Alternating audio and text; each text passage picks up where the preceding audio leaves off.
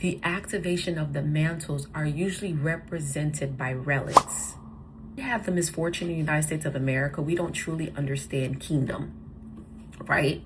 We have a president, but we don't have kings. The kind of reverence and respect that historically were given to kings and queens of those in the royal bloodline is a little bit different than what we're used to. But every king had relics. He had singlets, he had cups, he had a shield, he had banners.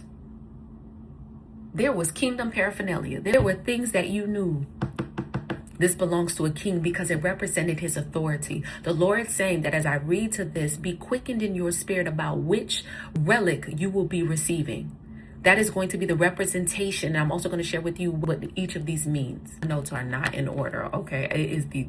I have the ramblings of a mad woman. I do.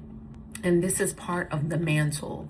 This is just an extension of the mantle and what will be represented in your life. For some of you, I see the Lord giving you a cup. Nehemiah verses 2 verse 1. And it shall come to pass in the month of Nisan, the 20th year of the king, that the wine was before him, and I took up the wine and it gave it unto the king. Now I had not been seen sad in his presence before this time. Psalm 23 verse 5. Thou prepared the table before me in the presence of thy enemy.